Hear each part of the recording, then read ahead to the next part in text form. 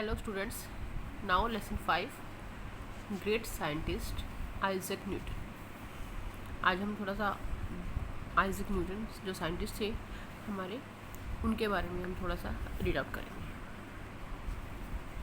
It's an microwave oven and it is an LED, color LED. It is interesting to read about the inventions and discoveries of some ordinary man and woman.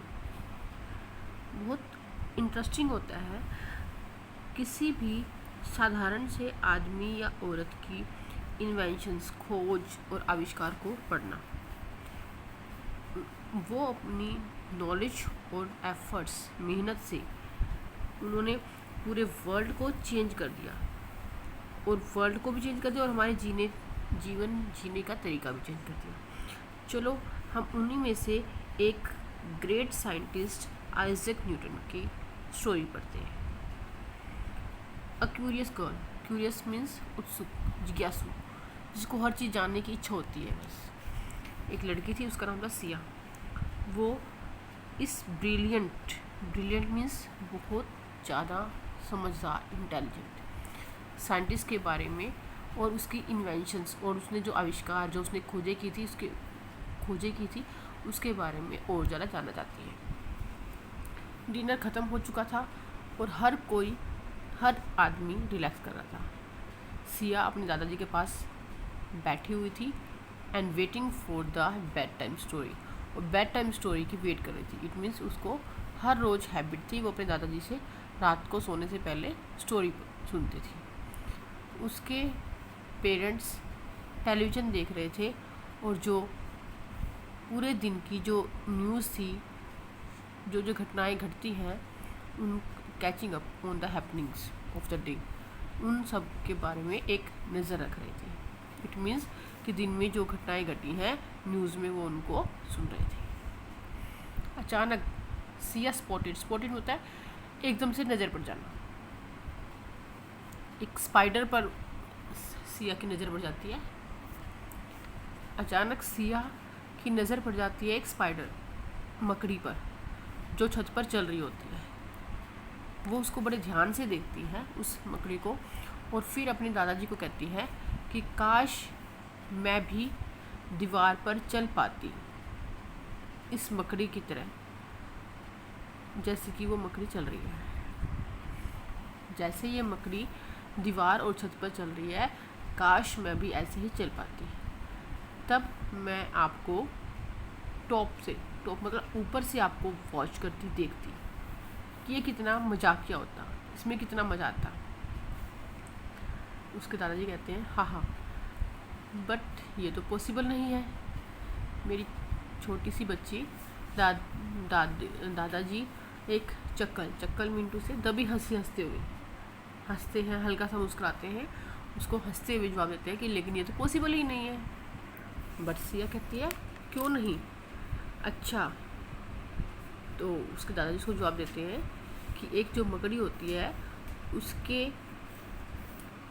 टांगों के, उसके जो पैर होते हैं, उसके टांगों की टिप्स पर बिल्कुल छोटे छोटे हेयर्स होते हैं, और वो छोटे छोटे हेयर्स उसकी छत पर चलने में हेल्प करते हैं। लेकिन जो ग्रेविटी होती है गुरुत्वाकर्षण, एक ऐसा फोर्स, एक ऐसी पावर जो सबको अर्थ के सरफेस की तरफ खींचती है। इट मीन्स कि एक ऐसी अनसीन पावर जो हमें दिखाई तो नहीं देती, लेकिन सभी चीज़ों को धरती की तरफ खींच लेती है। उसको हम बोलते हैं ग्रेविटी, गुरुत्वाकर्षण। ग्रेविटी मीन गुरुत्वाकर्षण। लेकिन एक ग्रेविटी होती है जो अर्थ के सरफेस की तरफ सब खींच लेती है। तो सिया कहती है कि दादाजी लेकिन आपको कैसे पता? तो दादाजी उसको रिस्पॉन्ड करते हैं, उसको जवाब देते हैं कि ये तो सबको पता है डियर। फिर सिया के माइंड में आता है, क्योंकि वो तो बहुत क्यूरियस होती है, जिज्ञासु होती है, उसको हर चीज़ जानने की क्वेश्चनिंग करती रहती है। वो हर टाइम उसको हर चीज़ जानने की इच्छा होती है। फिर वो कहती है बट ये इसके बारे में हर किसी को किसने बताया कि एक चीज़ होती है जिसको हम ग्रेविटी बोलते हैं, वो हर चीज़ को, हर हर किसी चीज़ को वो अर्थ की तरफ अट्रैक्ट करती है। ये बातें सबको किसने बताई?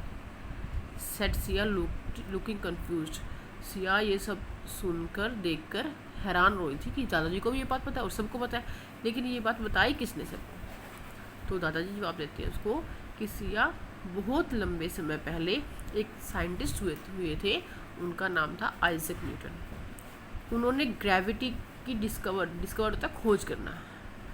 सबसे पहले अगर कोई चीज़ ढूंढता है, इन्वेंशन होती है जो, उसको हम बोलते हैं डिस्कवर। उन्होंने ग्रेविटी की खोज की थी। ये कहा जाता है कि एक दिन वो एक एप्पल ट्री के नीचे, सेब के पेड़ के नीचे बैठे हुए थे। फिर उन्होंने ज़मीन पर एक एप्पल को गिरते हुए देखा। एप्पल गिरा ज़मीन पर, तो उस गिरते हुए एप्पल को देखकर वो सोचने लगे, वो हैरान हो गए ये देखकर कि चीज़ें नीचे की ओर क्यों गिरती हैं। जब हम इन चीज़ों को ऊपर फेंकते हैं हवा में, तो वो चीज़ें अपने आप नीचे क्यों गिरती हैं। अगर हम किसी चीज़ को हम ऐसे हवा में उछालते हैं तो वो अपने आप नीचे आ जाती है। ऐसा क्यों आती है? Like this. वो पेड़ के नीचे बैठे हुए थे, उन्होंने देखा, एप्पल ट्री के नीचे थे वो, कि एक एप्पल ज़मीन पर गिरा है पेड़ से नीचे। जब हम किसी चीज़ को हवा में उछालते हैं तो वो नीचे क्यों आती है? या फिर जब हम किसी चीज़ को बहुत ऊंचाई से, एक हाइट से फेंकते हैं तो फिर भी वो नीचे क्यों आती है? फिर उन्होंने बाद में ये एक्सप्लेन किया कि ऐसा इसलिए होता है, एक्सप्लेन होता है वर्णन करना, किसी चीज़ को अच्छी तरह डिटेल में बताना, कि ऐसा इसलिए होता है क्योंकि gravitational attraction of the earth, धरती के, अर्थ मीन्स धरती के गुरुत्वाकर्षण बल के कारण ऐसा होता है। और ग्रेविटेशनल अट्रैक्शन, गुरुत्वाकर्षण बल क्या होता है? वो होता है कि जो हर चीज़ को, एक बॉडी मास को, किसी भी चीज़ को अपनी तरफ, धरती की तरफ अट्रैक्ट करता है।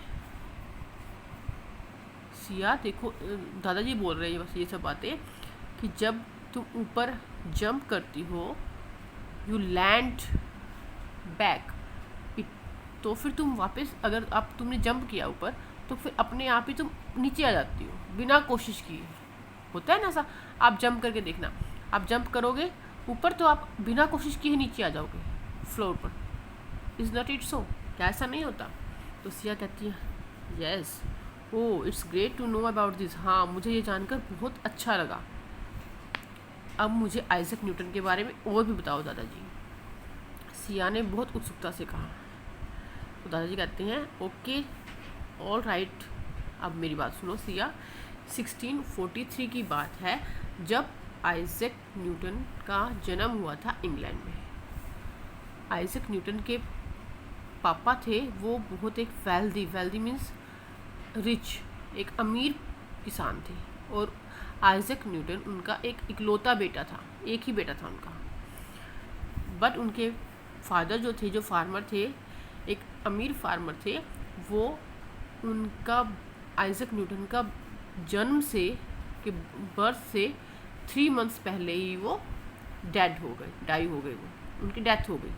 मीन्स आइजैक न्यूटन के जन्म लेने से 3 महीने पहले ही उनके फादर की डेथ हो गई। वो बहुत वीक, कमज़ोर और बहुत ही बिल्कुल छोटे से पैदा हुए थे।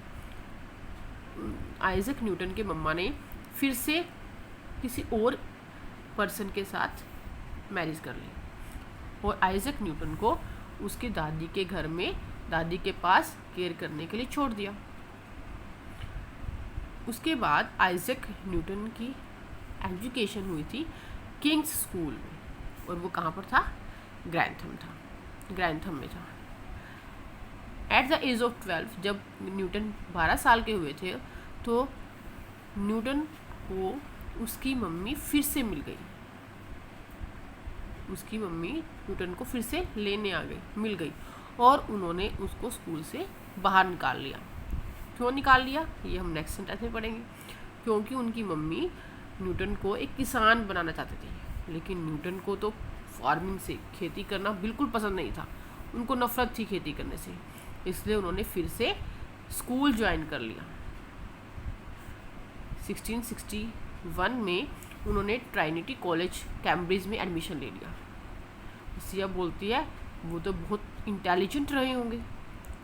तो दादाजी कहते हैं हाँ सच में, आइजैक न्यूटन जिन्होंने लॉ ऑफ ग्रेविटेशनल, उन्होंने गुरुत्वाकर्षण का नियम भी एक्सप्लेन किया था, वर्णन किया था। ग्रेविटी एक ऐसा फोर्स है, एक ऐसी पावर है जो एक बॉडी मास को अर्थ के सरफेस की तरफ अट्रैक्ट करती है, जिसको मैंने अभी आपको एक्सप्लेन किया स्टार्टिंग में। सिंपल शब्दों में ये एक ऐसा बल है जो एक बॉडी मास को दूसरी बॉडी से की तरफ अट्रैक्ट करती है, एक चीज़ दूसरी चीज़ को अपनी तरफ खींचती है। इट मीन्स उन्होंने ये भी एक्सप्लेन किया कि प्लैनेट्स जो भी हमारे ग्रह हैं और सन है, उनकी मूवमेंट कैसे होती है, वो कैसे चलते हैं, कैसे मूव करते हैं वो। Wow acclaimed Siya. सिया ने बड़ी हैरानी से पूछा अच्छा जी और कुछ दादाजी।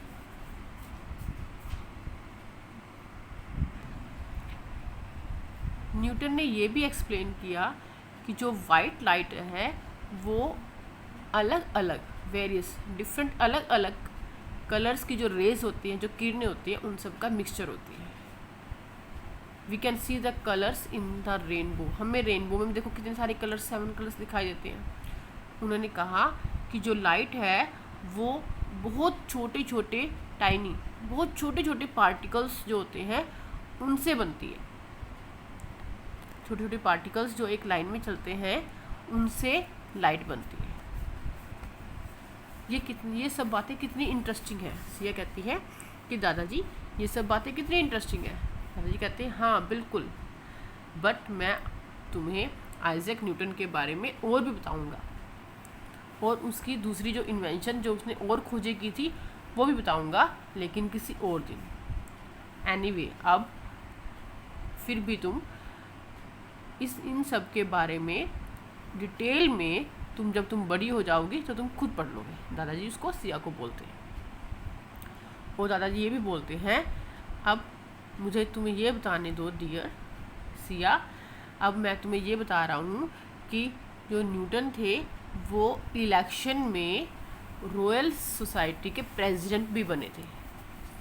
1703 में आइजैक न्यूटन रॉयल सोसाइटी के प्रेसिडेंट बने थे, और 1727 में लंदन में उनकी मार्च 1727 में उनकी डेथ हो गई थी। He is one of the greatest scientist ever, said Siya. दादाजी कहते हैं कि जितने भी साइंटिस्ट हुए हैं उन सब में सबसे ग्रेट साइंटिस्ट थे आइजैक न्यूटन। सिया कहती है हाँ सच्ची में। Now you should sleep as you have school tomorrow. दादाजी कहते हैं अब तुम्हें सो जाना चाहिए क्योंकि तुम्हें सुबह स्कूल जाना है। Good night said Siya. Siya कहती है गुड नाइट दादाजी, और मुझे आइजैक न्यूटन की स्टोरी बताने के लिए आपका बहुत धन्यवाद। दादाजी बोलते हैं you are welcome dear, good night. Good night, bye everyone.